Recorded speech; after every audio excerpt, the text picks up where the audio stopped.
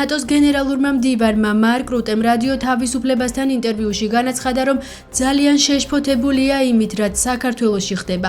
მისი თქმით, საქართველო არის, მაგრამ ასევე ვხედავთ იმას, რა ხდება სომხეთსა და აზერბაიჯანს შორის, რაც ბევრად უკეთეს მდგომარეობაშია იმის დამსახურებით, რასაც პრეზიდენტი ტრამპი აკეთებს. კითხვაზე საქართველო კვლავ ასპირანტი ქვეყანაა თუ არა, მარკ რუტემ უპასუხა, რომ ევროატლანტიკურ სივრცეში ნებისმიერ ქვეყანას, რომელსაც ნატოს წევრობა სურს, შეუძლია სურვილი გამოხატოს და შემდეგ პროცესი იწყება, თუმცა მისივე თქმით, მიამიტი არ არის და საქართველოში მიმდინარე პოლიტიკურ მოვლენებს ნათლად ხედავს.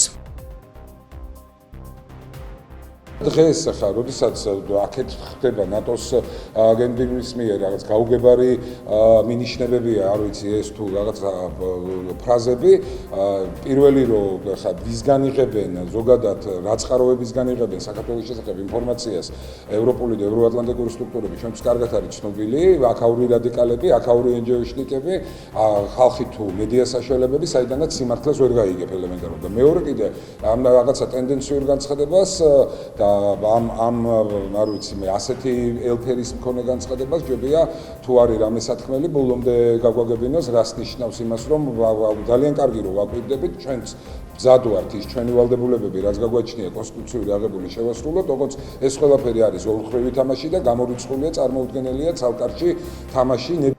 ხვალ 26 ნოემბერს პრემიერ-მინისტრი ირაკლი კობახიძეს პარლამენტში ინტერპელაციის წესით მოусმენენ. ინტერპელაციის საკითხი ორ თემას შეეხება. ის არის განათლების რეფორმასთან დაკავშირებული საკითხები, რომელიც ქართულმა ოცნებამ მოამზადა და იგილ ჰილსის პროექტთან დაკავშირებული საკითხი. ამასთან უმრავლესობის ლიდერების განცხადებით, პარლამენტის მიმდინარე კვირის პლენარულ სხდომაზე განსახილველ საკითხებს შორის იქნება ყოფილი სამხრეთ ოსეთის ავტონომიური ოლქის ტერიტორიაზე შექმნილი ადმინისტრაციულ-ტერიტორიული ერთეულის ადმინისტრაციის გაუქმება, საარჩევნო კოდექსში შესატანი ცვლილებები და არასრულწლოვანთა დანაშაულთან ბრძოლის მიზნით მომზადებული ინიციატივები.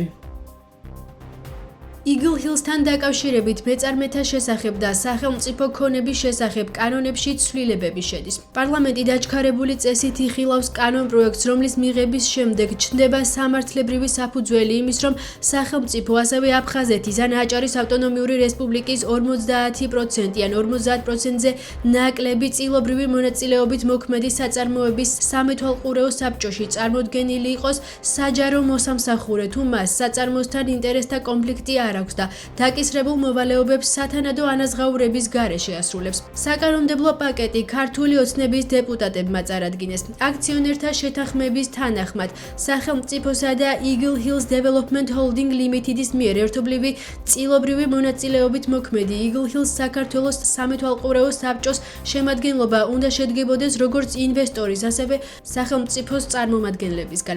ამასთან აღნიშნულ საწარმოში სახელმწიფოს წილობრივი მონაწილეობა განისაზღვრება 50%-ზე ნაკლები ოდენობით. ერთობლივი საწარმოს მნიშვნელობისა და ფუნქციის გათვალისწინებით აუცილებელია მისი სამეთვალყურეო საბჭოს წევრებად დანიშნულ იქნენ საჯარო მოსამსახურეები, რაც კორუფციის წინააღმდეგ ბრძოლის შესახებ საქართველოს კანონის გათვალისწინებით მეწარმეთა შესახებ საქართველოს კანონში სათანადო ცვლილებების განხორციელების გარეშე შეუძლებელია. ოპოზიციაში მმართველ გუნდს აკრიტიკებენ და აცხადებენ, რომ აღნიშნულ პროექტთან დაკავშირებით ბევრი კითხვის ნიშანი არსებობს და ხელისუფლება ამაზე დაწვრილებით არ საუბრობს.